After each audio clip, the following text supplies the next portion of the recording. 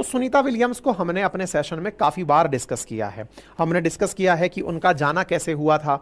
हमने ये बताया था कि अमेरिका के द्वारा यानी नासा के द्वारा सोयूज जो रशियन शिप था उसके थ्रू पहले अपने एस्ट्रोनॉट्स को भेजा जाता था, लेकिन नासा ने प्राइवेट प्लेयर्स को आवाज़ लगाई कि भैया तुम लोग आओ और अंतरिक्ष में लोगों को लेकर जाओ।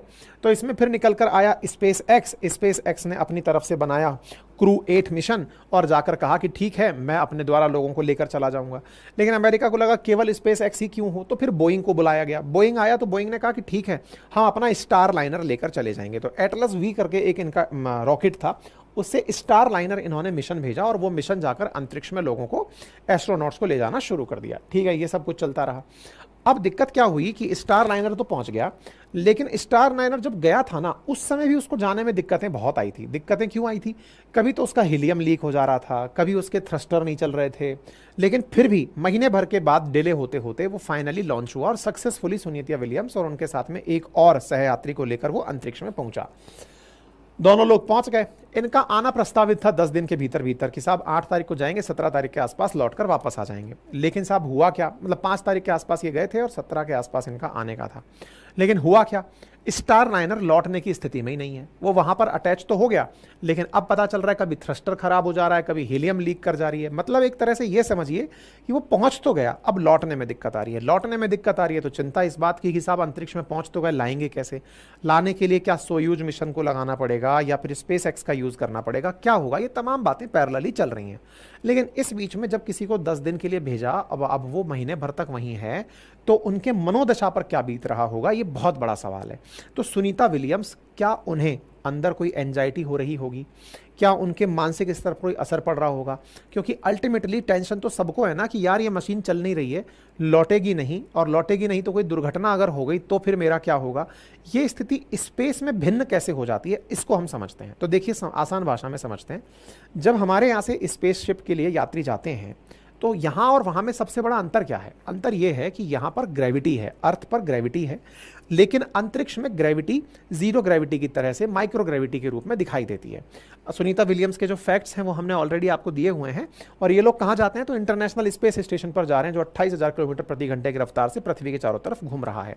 तो यहाँ पर जब हमारे एस्ट्रोनॉट जाते हैं ना, तो ये कुछ इस प्रकार से यहाँ पर एंट्री करते हैं। अब आप देखो, चूंकि इन लोगों को ग्रेविटी मिल नहीं रही है, तो देखो कैसे ये लोग पहुंच रहे हैं। देखो ये पाइप बंधा हुआ है, इनको इस तरह से खींचा जा रहा है और ये बिल्कुल तरीके से, ये देखो ये गए और इस तरीके से देखो ये पाइप से खींचकर, ये सब लोग देखो कैसे इनको अपने साथ में खींच करके इधर से उधर मूव करा रहे हैं।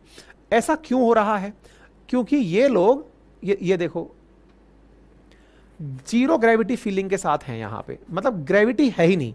तो जब ग्रेविटी नहीं है ना, तो इससे क्या होता है कि क्रॉनिक किडनी डिजीज हो सकती हैं। क्रॉनिक किडनी डिजीज कैसे हो सकती हैं? देखो आप और हम जब खड़े रहते हैं ना, तो खड़े रहने से हमारा जो ब्लड फ्लो है वो तो जैसे चल रहा है वैसे चल ही रहा है, वजन नीचे की तरफ झुका हुआ है। तो डॉक्टरों का कहना है कि ग्रेविटी के अभाव में फिल्ट्रेशन की जो प्रक्रिया है ना वो प्रभावित होती है।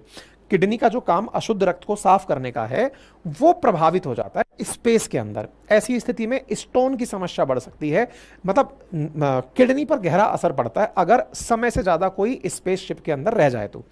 सुनीता विलियम्स चूंकि यहां पर पहले भी कई बार जा चुकी हैं और अब टेंटेटिव टाइम से ज्यादा रुकना पड़ रहा है, तो इनकी हेल्थ से रिलेटेड मतलब दिक्कतों का बात करी जाए। जैसे अब आप इन्हें यहां पर देखें कि ये अपने द्वारा, अच्छा दूसरा एक पार्ट और भी है, और वो क्या है कि अगर किसी व्यक्ति को इस प्रकार से किसी एक कमरे में बंद कर दिया जाए, एक फिल्म आई थी राजकुमार राव के नाम था उसका ट्रैप्ड, अगर देखिए तो उसके अंदर क्या एक व्यक्ति को एक परमानेंट कमरे में बंद कर दिया।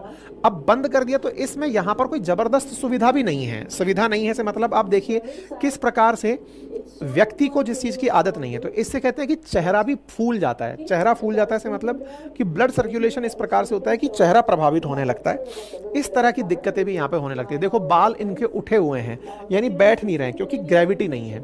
तो ऐसी स्थिति में इनकी वेन्स में दर्द रहने लग सकता है। कोई व्यक्ति कमरे में अकेला ही बंद है, अकेले बंद रहने से इनको साइकोलॉजिकल इश्यूज भी हो सकते हैं, मेंटल इश्यूज भी हो सकते हैं। तो तमाम प्रकार के डॉक्टर्स इनको लेकर अपनी अपनी बातें कर रहे हैं। अब जैसे खाने की बात भी करें तो यहाँ पर भोजन इटसेल्फ एक बड़ी चुनौती है, भोजन का डाइजेशन फिर एक और बड़ी चुनौती है, क्योंकि यहाँ पर समय से ज्यादा रहना, तो यहाँ पर ये तमाम दिक्कतें होना बताया जाता है। ठीक है, तो आप देखिए कुछ लोगों को आप यहाँ पर देखें कि ये पानी की जो बूंद है ये पानी की बूंद तक जंप कर रही है यहाँ पे। इसका मतलब आप सोचकर देखिए कि कितना कम ग्रेविटी है यहाँ पर, तो इससे जीवन पर बहुत ज़्यादा फर्क पड़ सकता है। जैसे